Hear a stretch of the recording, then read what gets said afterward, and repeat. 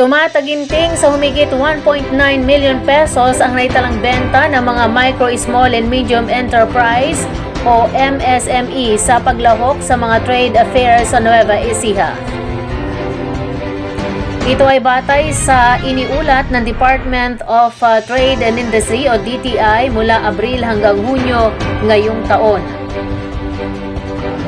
Ayon kay DTI Nueva Ecija Business Development Division Chief Alfie Ray Galapon, malaki ang benepisyo ng paglahok ng mga MSME sa mga isinasagawang trade fair sa loob at labas ng lalawigan para mailapit sa merkado ang kanilang mga produkto. Sa pamamagitan aniya ng mga ito ay mabibigyan sila ng pagkakataon na mapaunlad ang kanilang negosyo. Noong buwan ng Abril ay nakapagtala ng 277,254 pesos na sales ang mga MSME sa Nueva Ecija mula sa pagsali sa mga trade fair. Kabilang na riyan ang Pag-ibang Damara Trade Fair sa lungsod ng San Jose na sinalihan ng nasa 33 MSME at kadiwa ng Pangulo sa bayan ng Lupao na nilahukan ng 23 MSME at 5 samahan ng mga magsasaka. Umabot naman sa 606,693 pesos ang naging benta sa mga trade fair noong buwan ng Mayo kung saan idinaos ang Banwar Manalon Livelihood and Trade Fair sa bayan ng Llanera na dinaluhan ng 29 na MSME. Ito ay sinundan ng Anihan Festival Agri Trade Fair sa bayan ng San Isidro at ang Cabiawan Trade Fair at kadiwa ng Pangulo sa bayan ng Cabiao.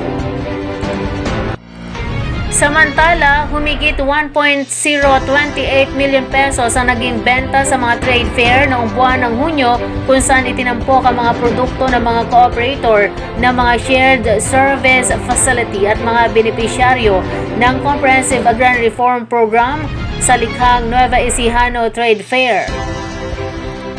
Ayon kay Galapon, malaking tulong sa pagdaraos ng mga programa ang pagipagtulungan ng mga establishmento, partikular ang pagkakaloob ng libreng lugar para maialok ang mga produktong gawa sa Nueva Ecija. Kaniyang nilinaw na nakadepende sa uri ng trade fair kung libre ang pagsali ng mga MSME tulad ng regional at national trade fair ay naglalaan ang mga MSME para sa transportasyon ng kanilang mga produkto. Gayunpaman ay tumutulong at gumagawa ng paraan ng DTI upang mabawasan ang gastusin ng mga MSME sa paglahok sa mga trade fair. Kaugnay nito ay hinihikayat ng ahensya ang mga MSME sa lalawigan na patuloy na lumahok sa mga isinasagawang programa ng pamahalaan upang mapaunlad at tuloy-tuloy na makilala ang kanilang negosyo at produkto.